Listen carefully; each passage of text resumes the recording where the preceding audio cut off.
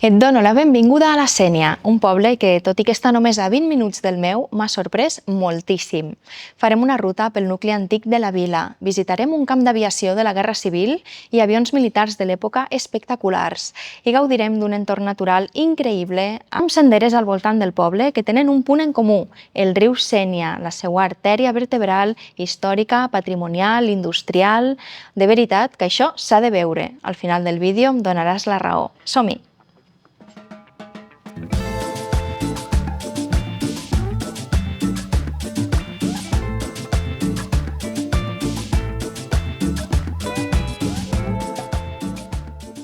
Acompanya'm a visitar alguns dels elements destacats del nucli antic de la Sénia.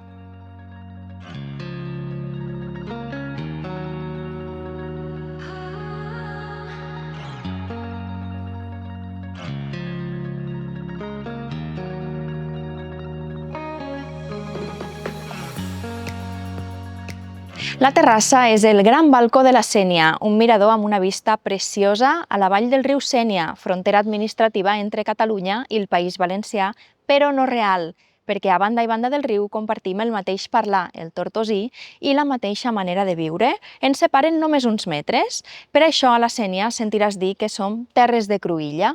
A més, des d'aquí podem observar un element defensiu natural del poble de la Sénia, esta timba espectacular d'uns 60 metres sobre el nivell del riu que el defensa per un dels seus cantons.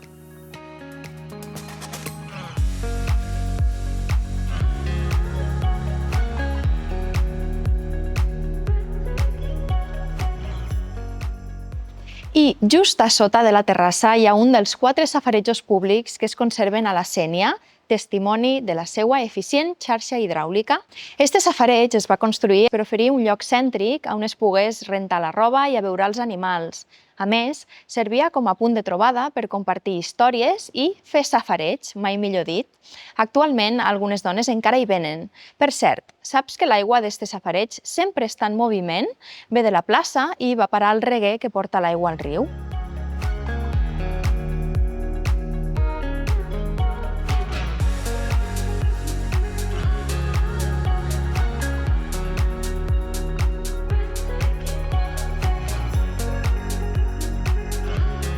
La plaça Major és el cor de la vila i l'església barroca de Sant Bartomeu del 1701 la presideix amb el seu campanar majestuós de construcció posterior i uns magnífics vitralls dedicats a la patrona de la vila, la Mare de Déu de Pallerols.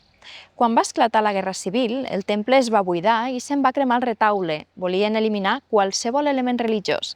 Fins i tot van canviar la funció de l'edifici. Es va obrir una porta lateral just aquí per donar-li un ús civil, com a mercat, com a magatzem. T'imagines anar a comprar un mercat que solia ser una església?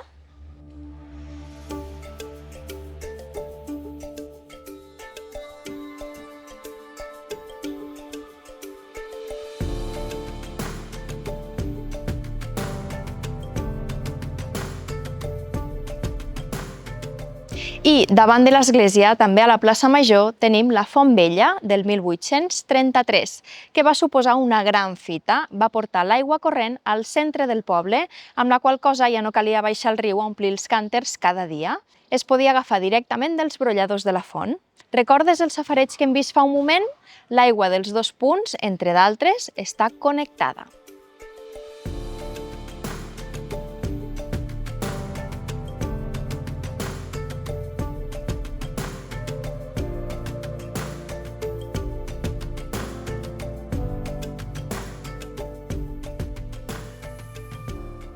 Acabem la passejada pel nucli antic al carrer Galileu. Les façanes d'este tram del carrer amaguen un secret, i és que, en realitat, són la muralla medieval del poble, un testimoni del seu passat defensiu. Com ho sabem, això? Perquè hi ha finestres molt menudetes, la paret té una gran doblària, encara s'hi pot veure alguna espitllera i també hi ha murs inclinats en forma de talús. Per tant, les parets posteriors de les cases del carrer Major feien alhora de muralla protectora de la Sénia i ajudaven a completar el perímetre històric d'esta vila closa amb 3 portals. Per cert, sabies que el nom de la sénia té origen àrab? Ve de Hassania, un mecanisme per elevar l'aigua subterrània, i encara avui el trobem representat a l'escut del poble. Això ens dona una pista que abans de la conquesta cristiana, aquestes terres ja havien estat habitades per ciutadans andalusins. Ja veus que el vincle entre la sénia i l'aigua ha estat vital des de sempre. El riu, les séquies i els molins han marcat el seu batec al llarg dels segles i actualment continuen formant part de la seva essència. Este és només un tastet del recorregut que pots fer pels punts més destacats del nucli antic de la Sénia, un espai ple d'història i curiositats. Espero que t'animes a fer-lo.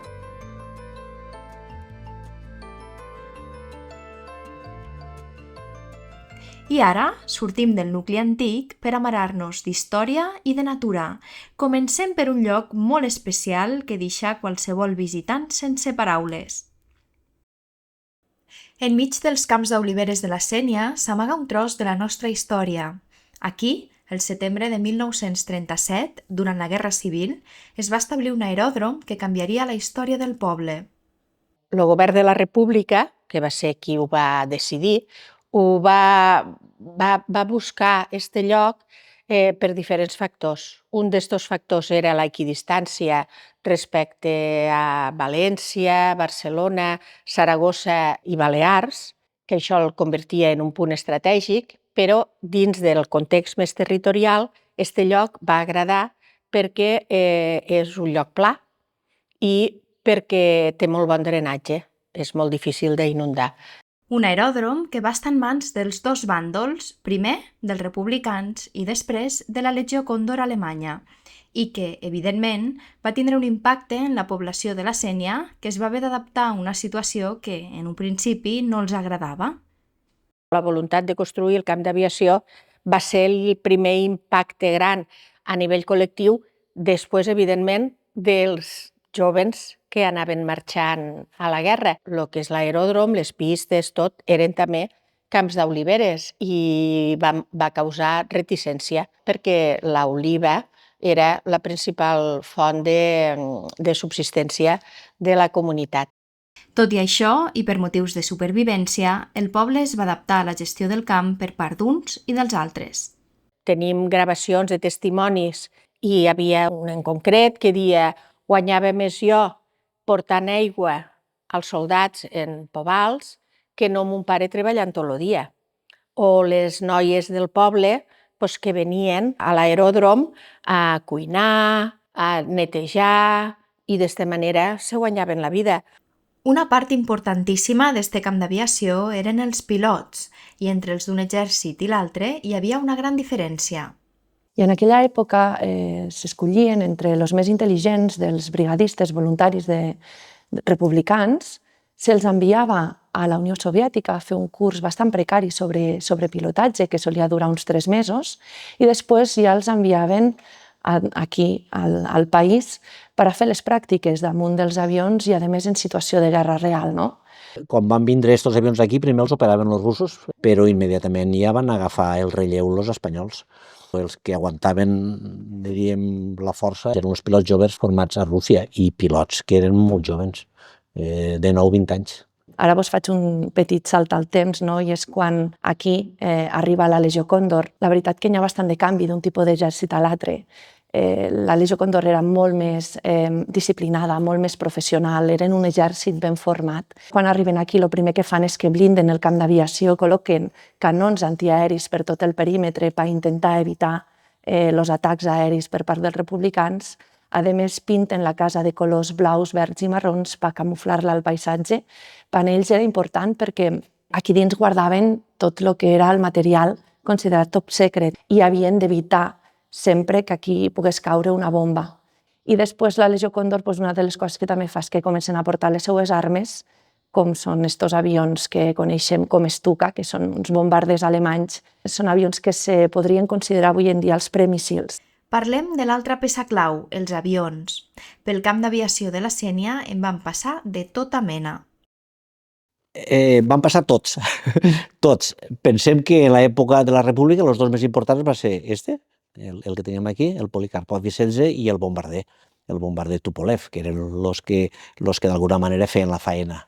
Perquè penseu que la República, quan va tallar la guerra, pràcticament no tenia aviació, va tenir que anar comprant. Quan se va tallar el front i la Sénia va caure en mans franquistes, aquí se va establir la Legió Còndor i van portar tots els avions operatius i que anaven fent, tant d'avions de bombarder com avions de caça. Estaven fent una carrera per desenvolupar els avions millors tecnològicament. Penseu que en aquella època és quan realment se va transformar la història de l'aviació, quan van passar una aviació antiga a una aviació ja d'avions moderns. Al Centre d'Aviació Històrica del municipi podem veure'n rèpliques excepcionals. D'este me queden 2 al món de preservats. A Rússia no n'hi ha cap més. Este és el tercer que se podia veure al món. I d'este, que se'n van quedar també molt poquets, de fet només està el de Madrid i un dia a Espanya. Este espai, la cosa més important que fa és recuperar i preservar la nostra història aeronàutica. Penseu que si no estiguessin aquí a la Sénia, podríem parlar de tots aquests avions, de totes aquestes històries, però tindríem que mirar fotografies i dibuixos. Perquè no se pot veure. No és el mateix que pugues vindre aquí a la Sénia a veure el que va ser el camp d'aviació i que després, aquí en aquest espai, pogués estar al costat de 3 dels avions que van fer història aquí a la Sénia. Avui en dia es pot visitar este conjunt patrimonial i històric format pels 2 espais principals. D'una banda, el camp d'aviació, amb la caserna rehabilitada, l'espai expositiu de dins, els refugis antiaeris, i de l'altra, el Centre d'Aviació Històrica de la Sénia, que funciona alhora com a taller i museu aeronàutic dinàmic. En definitiva, és un conjunt que val la pena visitar, no només pel que es pot veure i aprendre, sinó també pel que significa. I per acabar el vídeo, ens endinsarem a la natura. Per a mi, un altre dels motius principals per conèixer este municipi de la comarca del Montsià. Un dels grans tresors de la Sénia és el seu camí fluvial, un camí del qual només coneixia algun punt concret, però que, gràcies a Víctor Reverter, he pogut descobrir en profunditat. Aquest any, a la Sénia, puc dir que he gaudit d'un lloc nou per caminar, per submergir-me en la natura, sentir la frescor dels seus trams ombrívols per la vora de l'aigua, relaxar-me, prendre el bany i, sobretot, un lloc per sentir-me molt afortunada de viure en este territori. El primer que m'ha vingut al cap en passejar per estos paratges és com és possible que tinga una joia així a tocar de casa i que no ho sabés. Víctor coneix molt bé el camí fluvial del riu Sénia. Anem fins al Molí la Vella, un dels punts més màgics de la ruta, per trobar-nos amb ell i que ens explique en què consisteix i què hi podem trobar.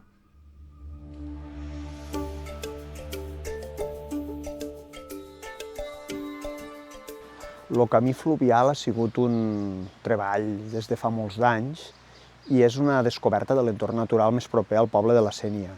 Clar, el riu Sénia és un riu que naix entre els ports i la tinença de Benifassà, és un riu mediterrani que moltes vegades no porta aigua per les sequeres o pel fort estiatge i que el tram més proper al poble de la Sénia és un tram amb valors naturals interessants, en un bosc de ribera, en una sèrie de camins, camins agrícoles que connecten diferents espais o algunes senderes que a poc hem anat treballant per a fer-les connectar d'una zona a una altra.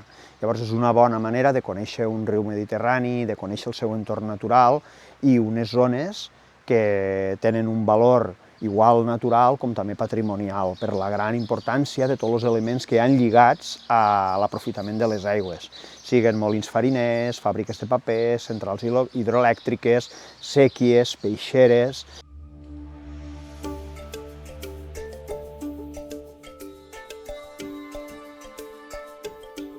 Este tram d'aquí del Molí la Vella jo considero que és un tram molt interessant, sobretot pel tema de l'arbrat, el bosc de ribera continu. El bosc de ribera és el bosc que creix a banda i banda del riu formant una galeria.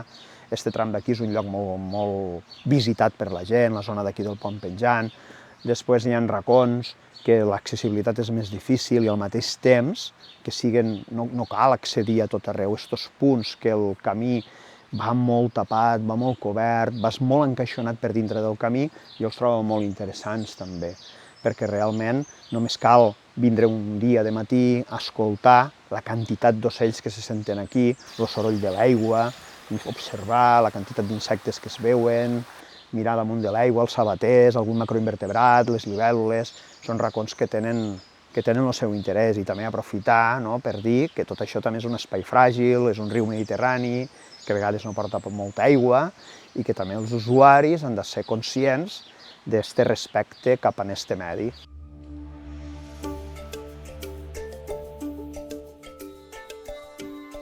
Ressaltar, per exemple, la peixera, que és un assut.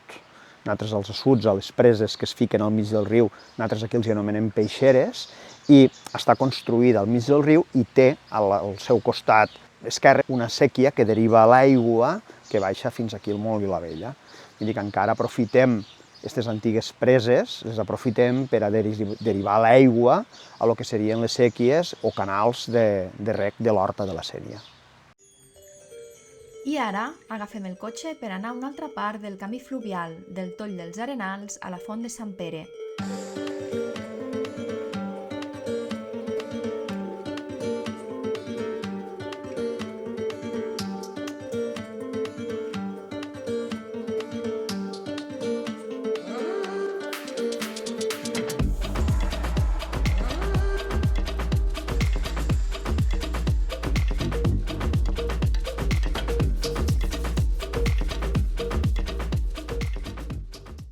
Al llarg del camí, que poques vegades se separa de la vora de l'aigua, trobem diverses piscines naturals de gran bellesa i més assuts, com el del Partidor, un dels més antics de tot el riu, que divideix les aigües del Sénia per portar-les cap a dos pobles, Rossell per un costat i la Sénia per l'altre.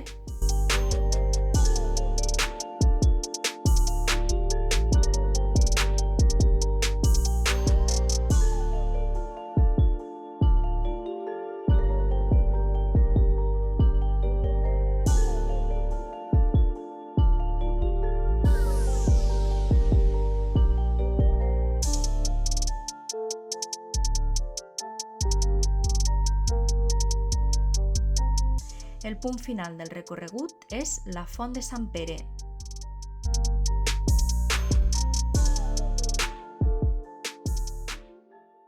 I per acomiadar-nos, emprenem la carretera cap al Pantà d'Ulldecona, que ens permet endinsar-nos al Parc Natural de la Tinença de Benifassà i al Parc Natural dels Ports, espais que ens recorden que la Sénia és molt més que un poble, és una terra de cruïlla i una fantàstica porta d'entrada a estos paratges naturals únics que romanen per sempre en la memòria de qui els descobreix.